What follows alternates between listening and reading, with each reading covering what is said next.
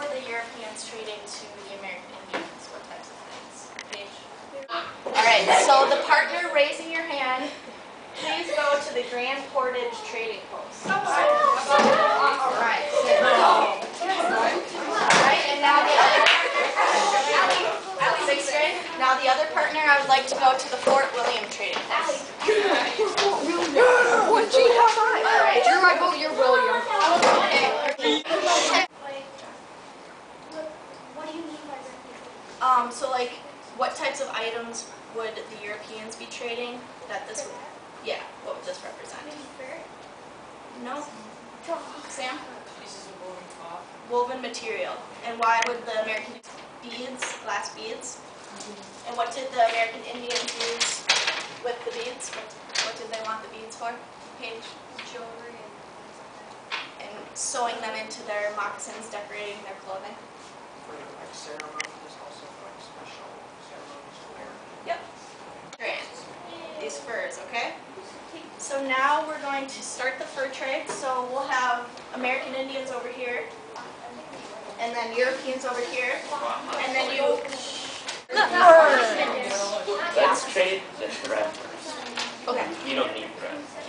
not that bad. This, and then we trade So we tin should candle. trade not all of these. Are you done over here with the trades? Okay, what are you trading for? Well, we trade fur for these cloths. Since we're most of the time. And then you need jewelry. Oh, I get it. Yeah.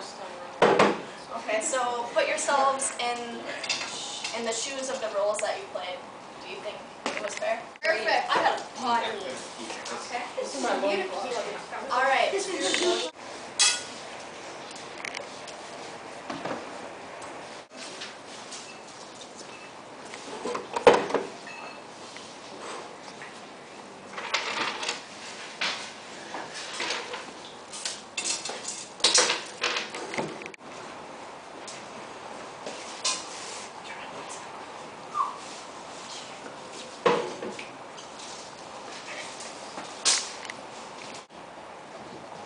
Anything else? Use any other tactics? Spencer?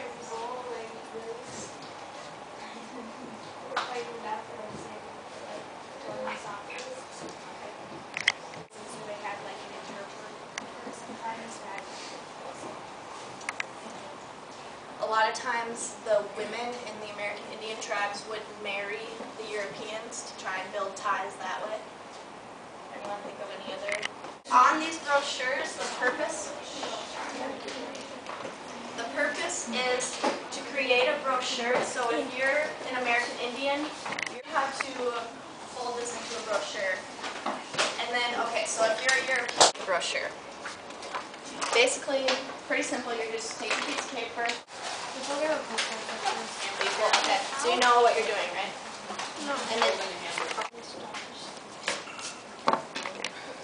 What do we have to do?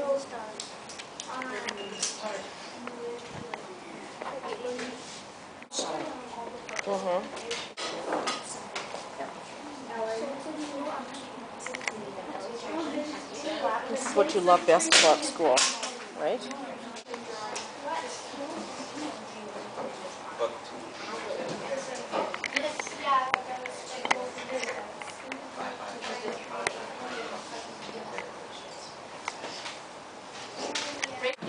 I'm bad at drawing pictures. you can do it.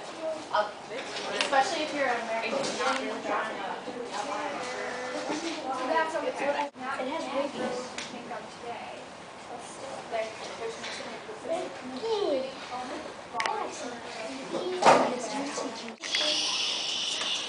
She's counting me pieces of meat. Stop.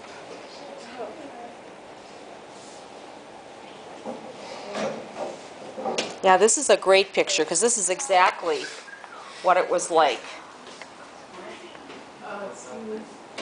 Exactly. So they would just set up like a little camp center themselves? Well, eventually they built forts, and then the Indians tended to build their homes near the forts, and their wives would stay around the fort, and then the men would go off in the wintertime. Furs were the best time to get furs is in the wintertime when the animal has the fullest coat. And then they would bring them in from the deep forest into the trading post in the springtime. And then by that time, the St. Lawrence Seaway would be open enough, the St. Lawrence River would be open enough for them to come down. And then But notice that they used the birch bark canoes that the Native Americans had made because they were so much lighter than what they had. And so that was a good bargaining tool too. If the Indians would make them these birch bark canoes, that would make portaging from one spot to another very easy compared to what they would ordinarily have to do.